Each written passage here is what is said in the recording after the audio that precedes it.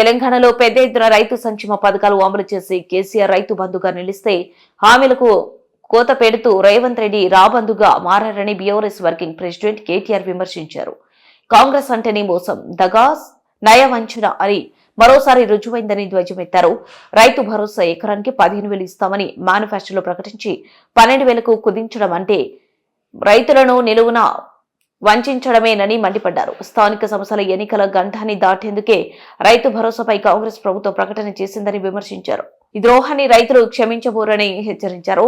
రైతు భరోసాపై మాట మార్చినందుకు కాంగ్రెస్ నాయకులు ప్రజాక్షేత్రంలో నేలకు రాయాలని డిమాండ్ చేశారు. తెలంగాణ భవన్లో ఎంపీ వద్దిరాజు రవిచంద్ర, మాజీ మంత్రులు సింగిరెడ్డి నిరంజన్ రెడ్డి, తాటికొండ రాజయ్య, పొన్నాల లక్ష్మయ్యతో కలిసి కేటీఆర్ మీడియాతో మాట్లాడారు. మొదటి నుంచి బీఆర్ఎస్ అనుమానించినట్టే రైతులను కాంగ్రెస్ మళ్లీ మోసగించిందని విమర్శించారు.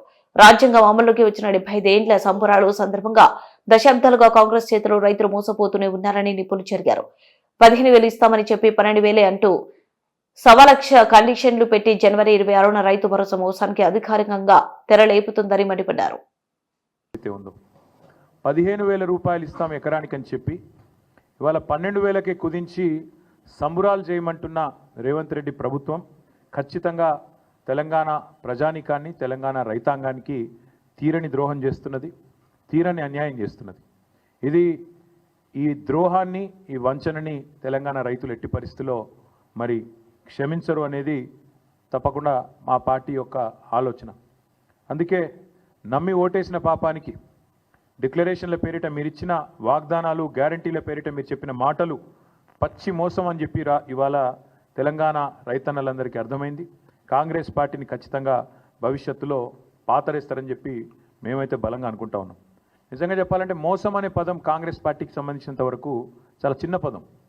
దగా, నయవంచన, ఈ పదాలు కూడా నిజంగా చెప్పాలంటే సరిపోదు. డిక్షనరీలో కొత్త పదాలు ఎతకాలి వీళ్ళు చేసిన ఈ ద్రోహానికి. అందుకే ఇది ఒక చీకటి అధ్యాయంగా మిగిలిపోతుంది. కపట నాటకాలకు, నోరు తెరిస్తే పచ్చి అబద్ధాలకి, ఇంకొక మాటలో చెప్పాలంటే అబద్ధానికి అంగిలాగు దొడిగితే ఇగో ఈ కాంగ్రెస్ పార్టీ నాయకత్వంలాగా ఉంటుందని చెప్పి వాళ్ళ రాష్ట్ర రైతాంగాన్ని మొత్తానికి కూడా అర్థమైంది.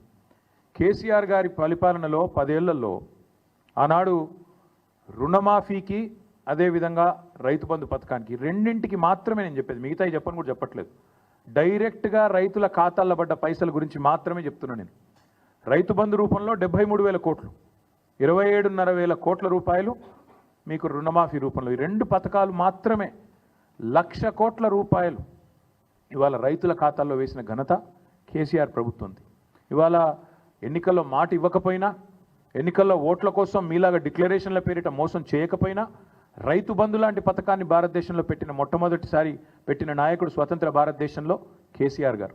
అందుకే కేసీఆర్ గారు రైతు బంధుగానే ఉంటారు, రేవంత్ రెడ్డి రాబందుగానే మిగిలిపోతాడు, రైతుల పాలిట రాబందుగానే మిగిలిపోతాడనే మాట నేను ఖచ్చితంగా చెప్తా ఉన్నాను. రేవంత్ రెడ్డి గారే చెప్పినారు, ఇంకా చెప్పాలంటే చాలా వీడియోలు ఉన్నాయని చెప్పిన మాటలు. డిసెంబర్ 3కు ముందు తీసుకుంటే 5,000, డిసెంబర్ 3 తర్వాత తీసుకుంటే 7,500 రూపాయలు ఇస్తానని చెప్పి ఆనాడు ఎన్నికల కమిషన్కు ఉత్తరం రాసి రైతు బంధు ఆపి సన్నాయి నొక్కులు నొక్కిన వాడు రేవంత్ రెడ్డి.